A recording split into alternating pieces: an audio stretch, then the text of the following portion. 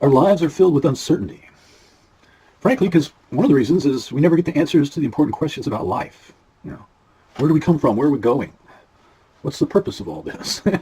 What is our purpose on earth? The randomness of this universe, all this crazy stuff going on around us, it's terrifying at times. We know that we're all going to eventually die, and this understandably too also fills us with terror. Well, take heart and be reassured, because a higher power exists, and it's an infinite force that exists throughout the universe.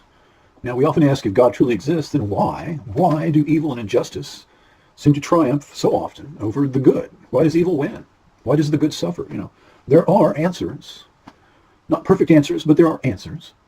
Now, if God were to reach into the physical world, let's say for argument's sake that God is outside of time and space and kind of infinite, kind of like, what if God himself is like dark matter or some variation on a theme, outside of time and space, holding up the very fabric of the time-space continuum? What if God were to reach into the physical world from outside and exert force on the side of the good?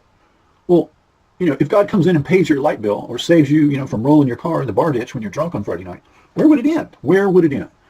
There would be no free will. If God keeps stepping into time and space, into the physical world, and, saving the good from the evil, saving the good from turning towards evil, where would this end? There would be no free will. If you make a mistake and take an evil turn or a mistaken turn, it's your own free will. So we're talking about two admittedly imperfect alternatives. On one hand is the uncertain world where we all exist, where there's, chaos, where there's elements of suffering, failure, chaos, death, the insanity of the universe we find ourselves in. This is that universe.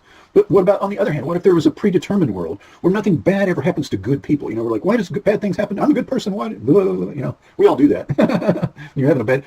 But that kind of universe is a universe without free will. And so it's a world without freedom. If God stopped us from making mistakes or from failure, we would all be a kind of a variation on the theme of robot slaves.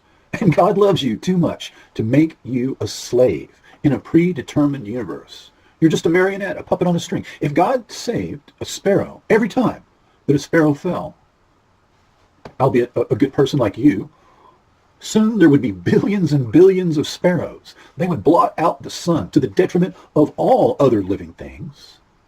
Oops. The law of unintended consequences keeps cascading through these two alternatives, regrettably imperfect alternatives. God has decided against a predetermined universe, and to a kind of universe where we have the freedom to succeed or the freedom to fail of our own free will. This is a devil's bargain. This is terrible, terrible freedom. This is the only thing worse than this is a determined universe. The only thing worse than this terrible, terrible freedom we find ourselves in is the slavery of God interdicting chance and chaos. So living in a universe of free will means we find ourselves in a world of strife, where people are, basically good. Give them the benefit of the doubt. We'll just say people are basically good. But all too often it seems that evil prevails over good. Or good turns into evil. Or we make the same mistakes that God tries not to make. We raise the fallen sparrow, and soon there's the moral or physical equivalent of billions of sparrows. We're trapped in the same universe where we're trying to do the right thing, and it doesn't always turn out that way. So God has these two choices, and God has picked the least worst one.